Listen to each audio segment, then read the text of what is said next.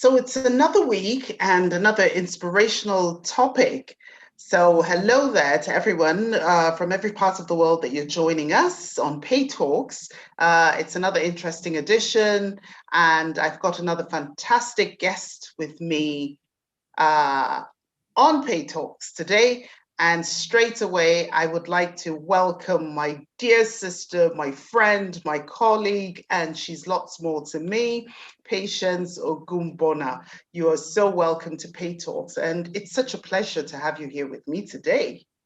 Thank you so much. I'm excited. I'm excited to be here, really. Yes, I Looking think forward to, this yeah, has been a while coming, and I'm so glad that we finally got round to doing it. yes.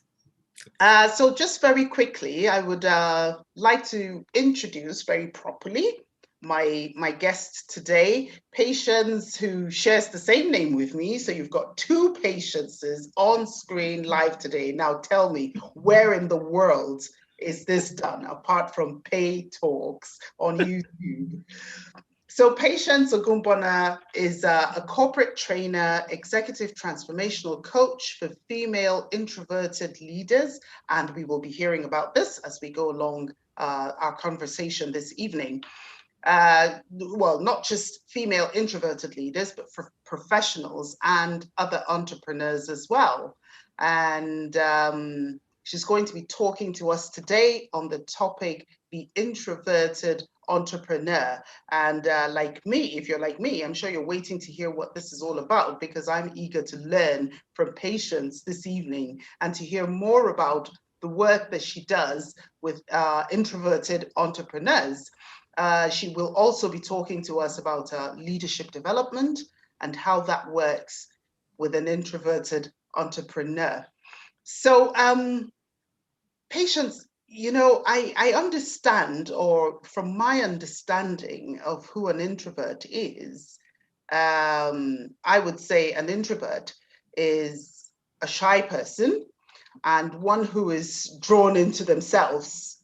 So, who is the introverted entrepreneur? Yeah, so I guess that's the way you have described it is exactly the way most people would describe it. A shy person who keeps to themselves, who's quiet, who's reserved, who doesn't maybe like to stand out in the crowd. So I guess the part of it that people like to defend themselves about is the fact that introverts are not always shy. So that's the first thing.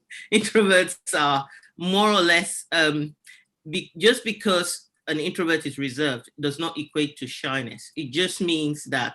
So I think the better definition is stimulus. So I liked using the word stimulus because extroverts feel stimulated by being around people for long periods of time, and introverts feel drained by being around people for long periods of time. Introverts need to go back into themselves to generate energy to be able to function on a daily basis. And extroverts gain energy by being around people and being able to share with people and be amongst people. So it's very easy to understand where the whole idea behind being shy comes from.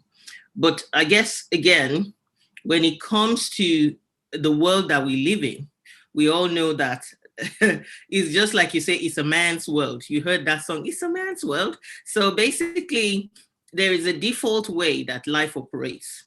So it's also very popularly known that it's a world that is built to favor extroverts more, because when you're loud and you're out there, it seems like you are in your face and people get to notice you more.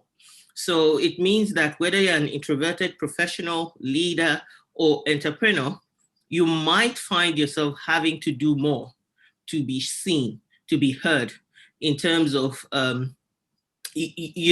whatever you want to present out there. But then the problem is the discomfort that you might feel from doing that, because one thing that introverts struggle with is maybe putting themselves out there, bring the set of attention.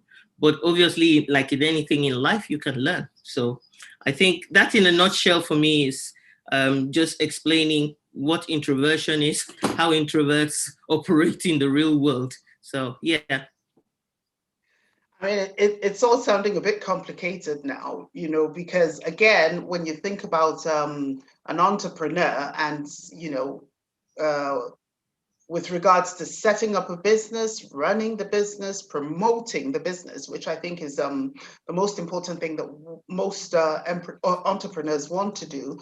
So it's about going out there, it's about meeting people and talking to people, it's about advertising your product or service, and just, building a market and growing that market for your business. And so I find it, a bit, is it possible? Is it really possible to be introverted, not in a shy way now, as you've explained to us, but in the way that, the introverted entrepreneur is, and still be ambitious and driven at the same time? Yeah, I think very, very great question that I like a lot, because fortunately, I just finished a series over the month of June where I talked about ambition. And the reason I did that is because there is this, it is well known amongst introverts that sometimes it's difficult to, because you want that solitude, you want to be within yourself, it's kind of difficult to stand out, to go out there, to promote yourself. But being ambitious is a fire that is within. So that is possible for either an introvert or an extrovert to be able to develop that ambition. Ambition is the desire to do something, to make a difference, to achieve your full potential in life. I believe that whether you're introverted or extroverted, you will have that. Whether you're in business, whether you're a professional, whether you're a leader, you will have that. But the difference is it probably would take the introvert a lot more generating of energy, pushing themselves. It's more around the whole idea around reward systems. Scientifically, it's said that extroverts tend to go for more risk taking, are more out there with risk taking, are quicker at taking risks, and so it looks like they are more ambitious. But the introverts take their time and not as risk driven as the extrovert. So they might need more time to think about it. They might need more time to digest it. And there's always the idea that there's the deep thinking element of it, which is a positive because you think more about things, but can be a negative where you overthink about things. And we all know that a lot of times, predominantly, our thoughts can be negative. So the National Science Foundation put out a statistic which says that we have like between 12K and 50K thoughts going through our mind on a daily basis, and 80% of it is negative. So if that's the case, it then means that for the introvert who thinks a lot, who is deep thinking, a lot of things that are being thought about deeply might be the negative elements of things as opposed to the positive.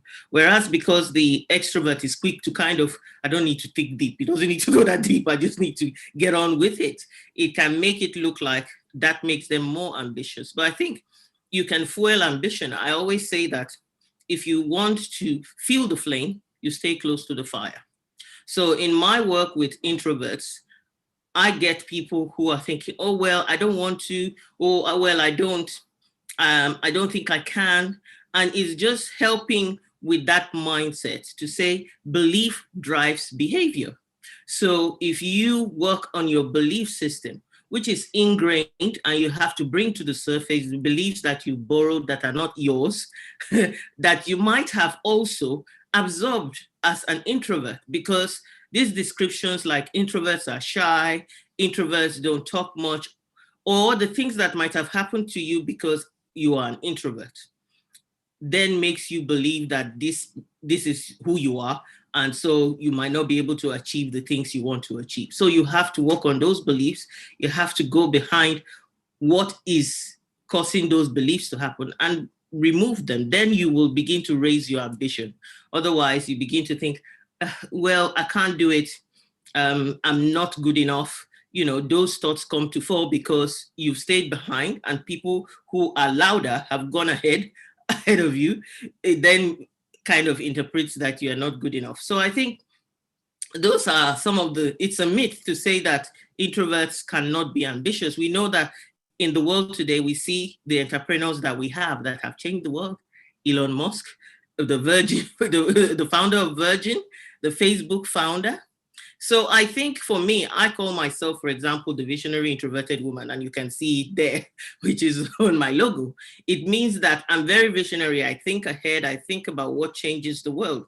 And so that can be very ambitious. That can be big in itself. So, and I know that a lot of introverted people, even perhaps including yourself, haven't had conversations with you, have this desire to make a difference, to audaciously change the way things are done in the world.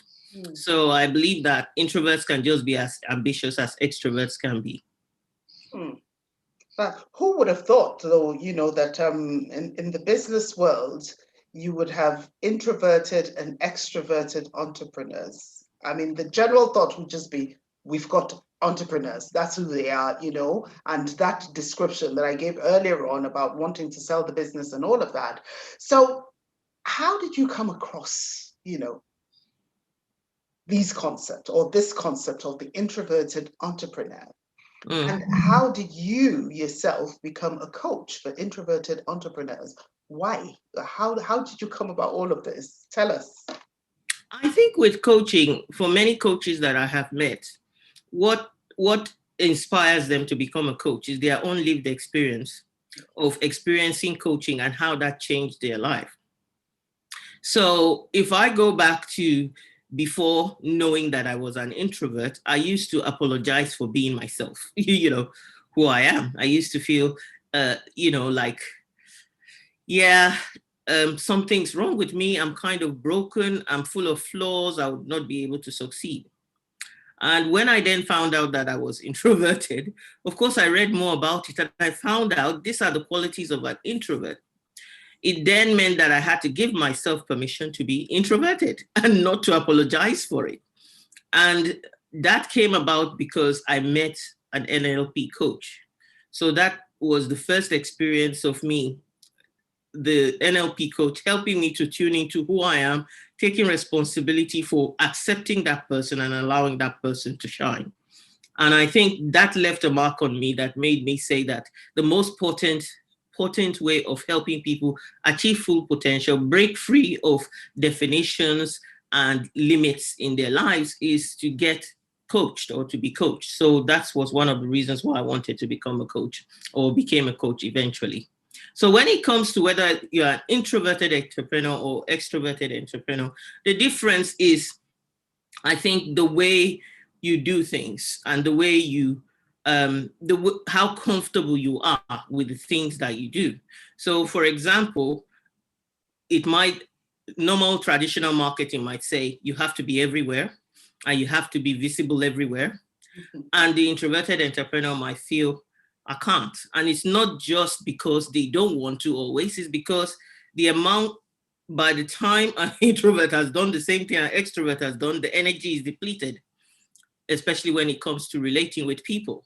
So an introverted entrepreneur is one who perhaps would want to do things differently, would want to be someone who does marketing in a different way, does sales in a different way from the extrovert.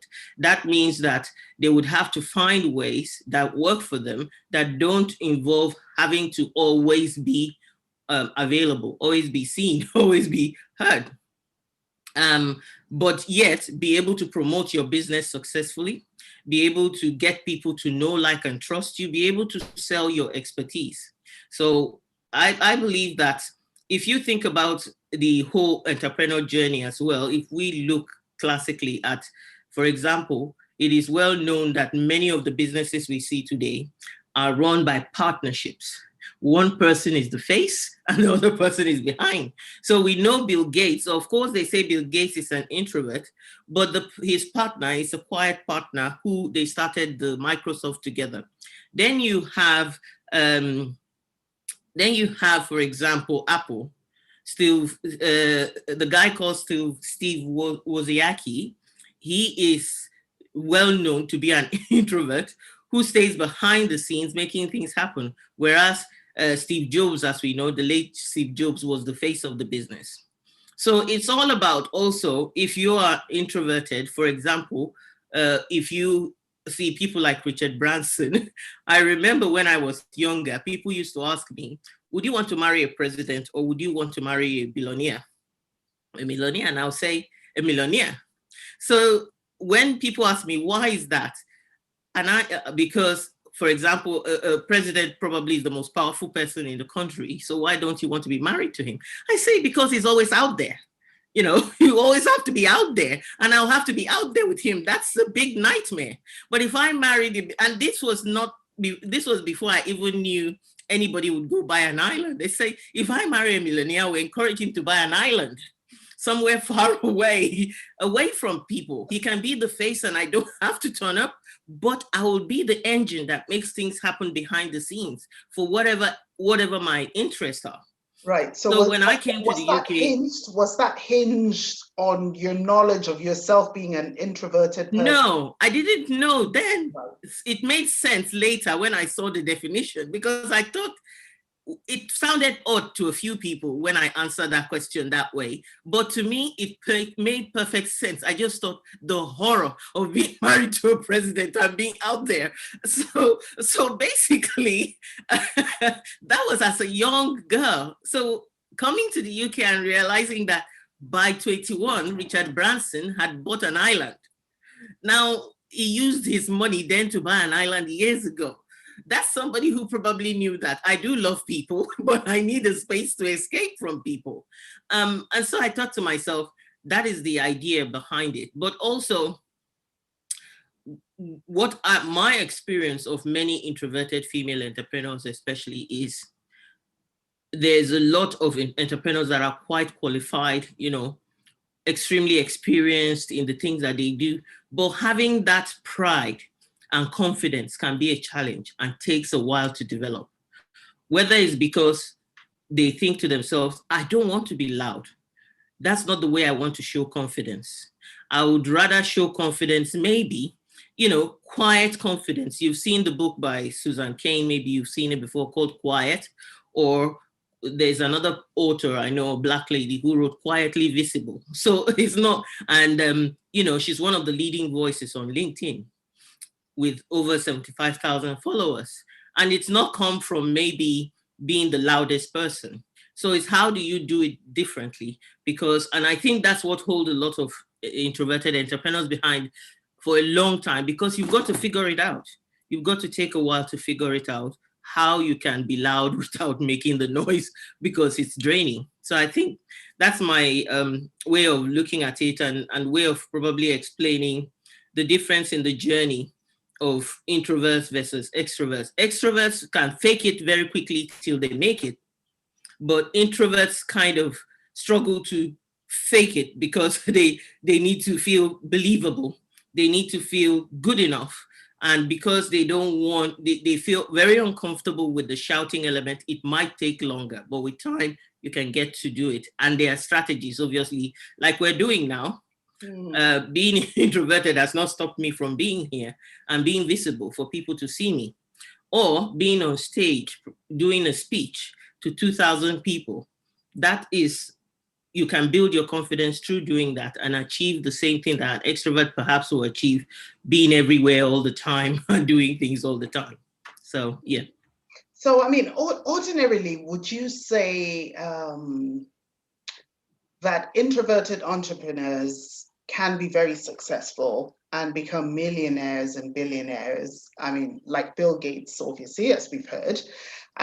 Or is it easier if they've got a partner who is extroverted, who drives the business as the face of the business? So it's interesting because these people still drive their businesses. So the good example is Richard Branson. He drives his business, and he's the face of his business unapologetically. But he's quite radical as well in the way that he does things. Because so you have Warren Buffett. Introverted. No, he is introverted. He's put as an example, which is very interesting because, you know, of him being out there. So you have Warren Buffett, for example. He's out there. He has a partner. Most people don't realize that. But when I watched the documentary, he has a very, very silent partner who rather sits with the books. So he's not as much out there. So I think the way that introverts achieve making noise or being known is actually impact, is the impact they make. So Warren Buffett, for example, when I watched his documentary, he donated to a certain state and they wanted to name a road after him. And he said, on what grounds? I am rich enough not to need that publicity. Thank you. So that's interesting. But on the other hand, he announced and he was at the forefront of encouraging other millionaires to do the giving pledge, which means to give most of your wealth out to the world before you die. So many of them have signed up. Bill Gates is signed up to that. Mark Zuckerberg is signed up to that giving pledge where they distribute all their wealth in their lifetime, and they are not looking at how they will give their children, but they will give different charities. They'll give majority or at least 90% of it away before in their lifetime. So I think from that point of view, when you think about it, introverts have actually impacted the world, and in so doing have achieved success. Their names are known through what they have done. Elon Musk is well known as an introvert, and obviously he has popularized electric cars, proper electric cars. I think there are other things other than making noise that introverts are well known for. So is the introspection, that deep thinking. It allows creativity to flow. And because you can't achieve creativity through lots of noise, being around people, you have to go away and sit down and construct and make things happen. And I think, while I'm not saying that extroverts don't do that at all, but I'm saying that the introvert has a gift where they can do that properly, do that well, don't feel uncomfortable to be away for a year, to settle down behind the scenes and create something and bring it out to the world. So there's actually a tendency, when you think about it, to say Warren Buffett or Bill Gates, these people being introverted, it then says that introverts can actually be quite successful as entrepreneurs and also take the time to create something that in the long term will completely change the way the world does things. So that's probably an example of what you can see. However, I think it's not just, what I find is not just the element of, I sometimes say 3 strikes and I'm out. And by that, I mean introverted, being female, and sometimes perhaps just needing to do things differently, being visionary. Sometimes I feel that bigger picture is too big for some people. Then being introverted and wanting my space will make me not to be the life and soul of the party. Then being female as well, you find that women have a ceiling already. So there are a lot of barriers that you have to cross. So when you think about it, if you're introverted and you're a woman, you probably have double layers of barriers that you have to overcome, as opposed to the man is already a man. So just cross that out and move on to the introvert side. You can also cross that out. But what I would say, before I go too far, and I don't want to miss it, is like Susan Cain says, there is no pure introvert. So there are different levels, but you've got to add other dimensions to it, which is personality. So I'm a dispersonality expert. You've got to add personality types to the equation. And depending on the personality type you are, that can determine the level of struggle that you can have. If you are, for example, the classic high D, which is called dominant, which is known as the leadership personality, already you tend to have that natural inclination and ability. So even if you are introverted, that would help you to probably step out and push yourself forward, whether quietly or ahead. You might be introverted, but you would not be able to settle for being behind the scenes, because your natural inclination as a high D is leadership, is wanting to lead, so you come to the front. So there are other factors to consider. It's not clear cut. It's just that there are people who have been impacted by introversion tendencies. And when I work with women, especially knowing that these barriers are in front of women, and myself, my lived experience, having to walk through these barriers to overcome them. I use my lived experience plus the coaching skills that I have also enhanced as a result of those lived experience to help specifically women, female entrepreneurs.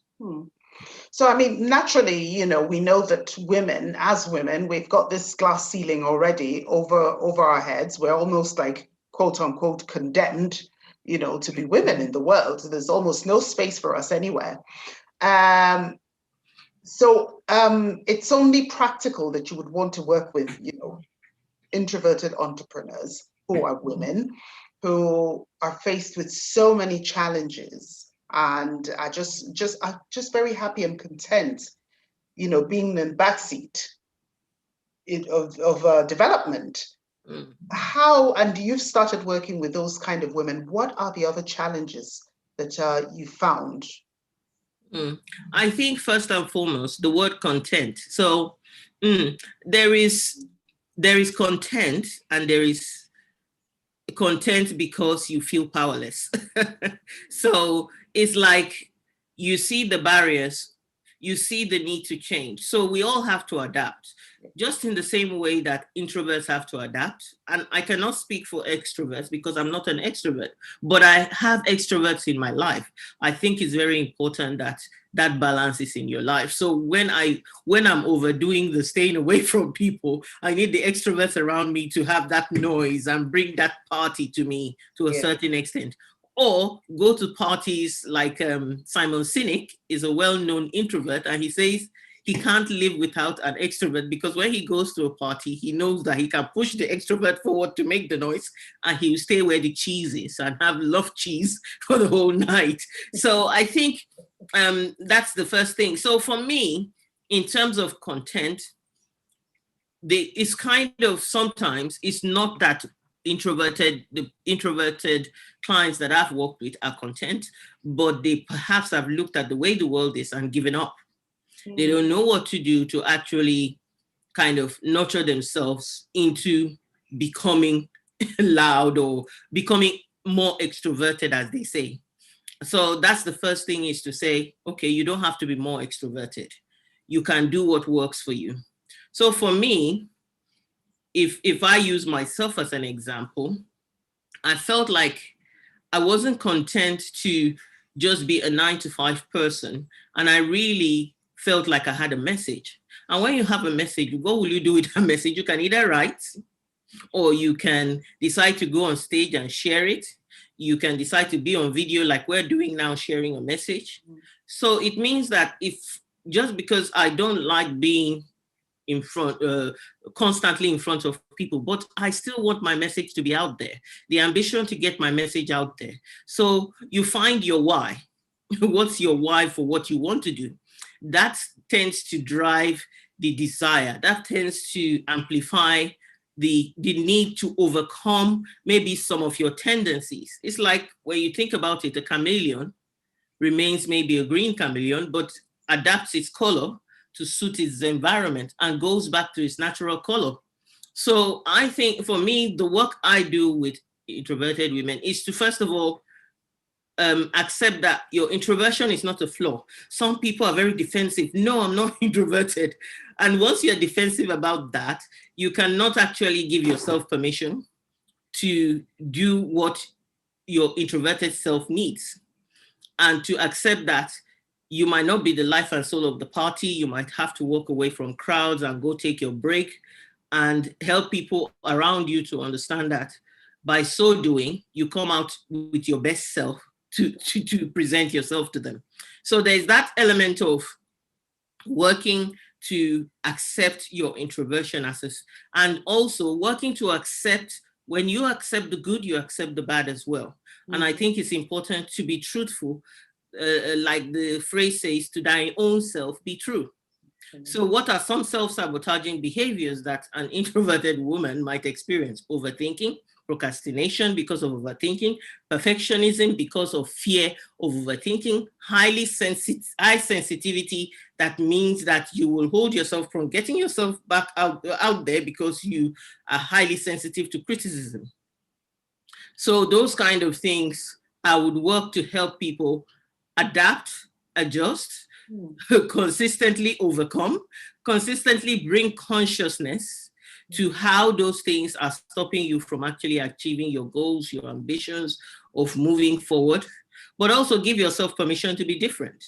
If you don't want to do one thing, what's the alternative that you can do and do consistently? It might take you longer, but obviously eventually you get there and you achieve the goals that you want to achieve.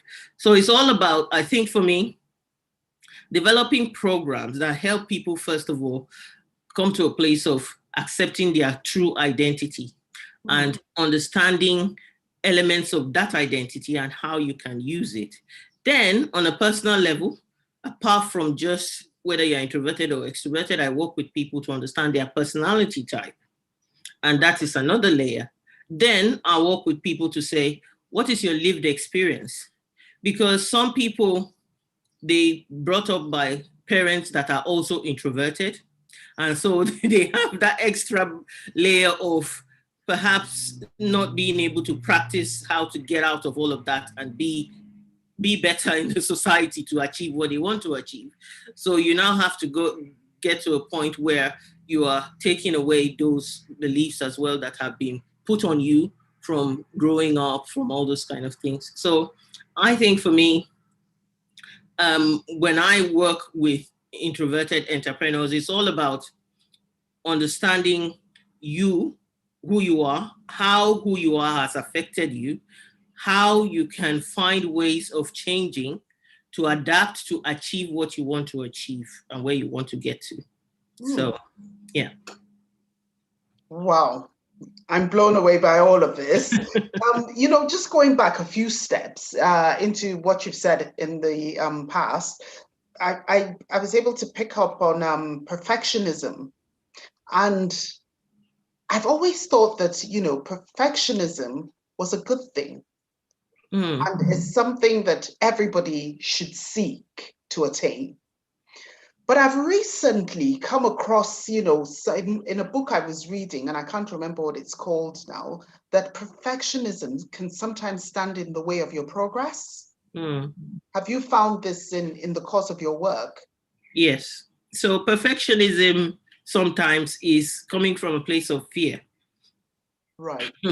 The fear of failure, or the fear of not getting it right. The fear of criticism is the big one that causes people to have that perfectionist tendency on one side. On the other side, I think it's a positive as well as a negative, in the sense that if you're a perfectionist, you will work to ensure that things are done properly, things are done right. Yeah. That is good. But the moment that you are not willing to let things go, the phrase I heard that helped me a lot on my journey was good is better than perfect. Because if you, done is better than perfect. So if you sit on something and you never release it, what's the point of actually working on that thing? So done is actually better than perfect, because when it's done, release it and get feedback. Then you can improve on that feedback. So I think the fear is always, I need to get it exactly right because I don't want to be criticized. I don't want to get it wrong. I will struggle with fear, with failure, because if it comes out and people don't like it or people don't accept it, then you feel crushed, you feel hurt. And guess why that affects the introverted woman a bit more? Because of sensitivity, because of the deep thinking. You take that criticism and you ruminate about it, deeply think about it. Why did they say this? What's the reason behind it? Could it be because I'm this? Could it be because I'm that? You give all those kind of things. And that then is the reason why most introverts will struggle with perfectionism, will struggle with procrastination, because sometimes if you feel like it's not going to work, then you won't want to start it in the first place. You don't want to fail, so you find an excuse to keep procrastinating, keep giving the excuse not to do it.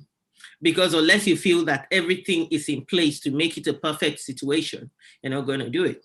So I used to, like yourself, believe when I went to work that I needed to say to people, oh, I'm a perfectionist as part of the interview so that I could get them to think I'm the best staff ever. I strive for perfection. Yes, I strive for perfection. But I think that the reframe is to strive for excellence. And excellence is doing the best you can with what you can. So if there is more in you to give to something, what does excellent service look like? What does excellence in bringing a product to life look like? So if you think about that, it's like that then allows you to think of your values.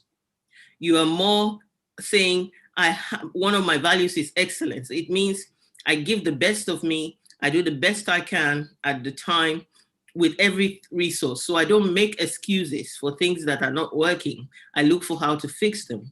But there has to come a point where you say, haven't done all, let me let it go. Haven't done all, let me release it to the public. Let me release it to go to test it out, to try it, to get feedback, to modify it. I think that's the key thing with perfectionism that I would say there is a good side, there is a bad side, and it's reframing it to excellence. I have found that when I reframed it that way, it helped me to know that, okay, I'm a person of excellence. So when you experience me, what does excellence look like for me to get you to experience that?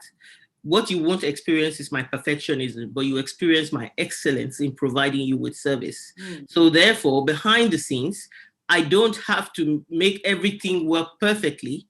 I just have to make sure that I bring the best of myself to the situation. So it makes a difference a little bit.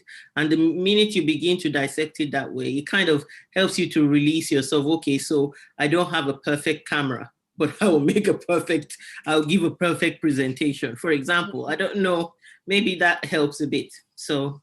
Yeah, and I just seem to think, that's something to bring into work ethics as well. Just give your best. You can only give your best and nothing more. But when you have that spirit of perfectionism in you, you just seem to think, oh, my best is not enough. I want to do more. But as human beings, we really can't give more than our best. And is the beating yourself up? Is the beating yourself up about it? I think for me, one thing that anybody who is a perfectionist struggles with is the beating themselves up afterwards and never feeling like. So for example, if you put out something and you get 20 comments, and out of that 20 comments, 2 are rubbish, the perfectionist focuses on the 2 rather than the 18 that were great. So that is one downside of being a perfectionist, is the fact that you hone in on the part that hasn't worked, even if it's the smallest part of the whole picture, and focus on that and use that to judge yourself, being judgmental. I think the element of perfectionism that needs to be addressed is where there is judgment, harsh judgment on yourself for the performance, for what you have done. Oh, and even some people become perfectionists because of the way they were brought up. So you have parents who would say, oh, you didn't get 100%. 95% is not good enough. So you have that belief in you and you carry that, and it's never good enough. Yeah. So that's the other element of perfectionism, is never feeling good enough.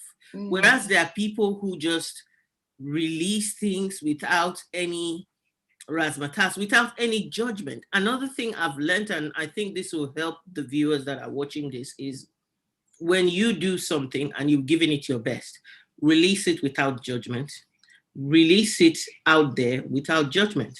Because what happens with the way that people feel and refuse to release things, or when they release it, they feel bad, is because you attach a certain judgment to it. So whether people like it or not, you've given your best, just release it, let it go, let it flow, let it just go. You've done your best, you've given it. And the more you do that, you remove yourself from the outcome. And I think that's the other thing. Yeah. disassociate from the outcome and not feel that the outcome defines you. Mm-hmm. Yeah, you can move forward from the outcome. These are some of the ways that people can deal with perfectionism and move forward. Wow. So you've dealt with, all of these challenges and more, with the introverted entrepreneurs that you've worked with. What are some of the ways that, you help them? I think for starters, one way I help is to bring consciousness to your mind. What thoughts are going on in your mind at the time that maybe you you are doing things. So if you feel that things are not working, bring consciousness to the thoughts so that you understand why, what's going on behind the scenes. The other way that I would say is when I work, I tend to use a lot of DISC personality profiling because over and above you're being introverted, let's see the other side of it. What personality type are you? What are some of your personality traits? And we can use that information alongside being introverted to come up with what are your strengths, your key strengths. So a key way that I work is, I think some people start from weaknesses. I start a lot from strength because I believe that when you focus on your strengths, you can overcome your weaknesses. And with time, you find that some of those weaknesses are things that other people can help you out with. So I've given an example today where if you feel that you can never attend parties and feel comfortable, then get an extroverted friend and go for parties with them. That's an example, and you will feel. So then when it comes to, I consider myself to be a business strategist, and I think that business strategy, whether you're introverted or extroverted, has some commonalities. The difference is if you're introverted, some of the strategies you would want to apply, if you get to know them, are different from what is generally out there, maybe what would be comfortable for the extrovert. And if you don't have an alternative and you don't feel that somebody can help you maybe skill up on the alternative that will make you feel comfortable, then you struggle. I guess the last bit of how do I help introverted entrepreneurs to succeed or leaders, I tell every introvert that the one key way that you can build confidence is not just confidence training. Leadership skills make a difference to building confidence because you learn these skills and they are universal skills that you can learn. And leadership is influence, about influencing people. So you don't have to be the most popular person to influence the people around you. You just have to learn the kind of skills that allow you to communicate better, to build the right kind of relationships, and to treat people in the right way so that you can connect with them. And those are some of the things that I work with introverts to be able to come to a place of up-leveling, their results. I think what I love the most about what you've said now is the fact that when you work with your clients, you begin with their strengths. And I think that is one thing that a lot of us don't do when we're trying to help other people. There's this, how do I say it, this diagnostic approach that we have of looking at what the problem is or where the problems are first and dealing with those problems. But I just love how your approach, first of all, looks at your strengths and how you can build those up. And what I've taken away from that is when you build on those strengths, then they sort of overshadow the weaknesses, what the problems are. And that is actually what gives you a platform to thrive, so to speak. Yes. I really love that. That's the biggest lesson I've learned from our conversation this evening. And as you were saying it, I was speaking to myself, and saying, I need to change that. When I speak to people, I need to find out first and foremost what their strengths are, where their strengths lie, before they talk about their problems. Because sometimes doing things, that's doing things in a different way. And it might I think it's about feeling great because you're already feeling horrible. That's why I'm looking for a solution. So why should I tell you maybe how horrible you are? I need to tell you how great you are. And that greatness is kind of overshadowed by this current challenge that you have. You probably are not able to see, what can I draw on? What can I use to overcome this problem? Because as far as you're concerned, this problem was created because I'm not good enough, because I have all these issues, I'm not great, I have all these gaps. So me focusing on that is not going to bring the solution. As far as I'm concerned, is to say to you, let's find the strengths that you're not using. Because once you begin to discover that they are hidden there, that problem might probably dissipate. You know, they said you can't see the picture when you are in the frame. So what a coach does is to help you step out of the frame so that you can take a look back and see the picture. Then when you see the picture, oh, it's actually a Picasso after all. So that's the key thing for me. That's my mindset, and that's how I work. Yeah. Very true. So what advice would you give to women who are introverted and have been adversely affected by the lockdown, which we've had over the past 15 odd months, and yet want to succeed in their businesses? I would say you probably, while extroverts were really excited that you could go out there, you probably as an introvert started having some anxiety issues about really going out there. Because what happens is, I, for one, took a lot of energy to be going out there. And so when lockdown comes, what do? You revert to type. Your default position is loving your space, loving how life is slower, life is quieter.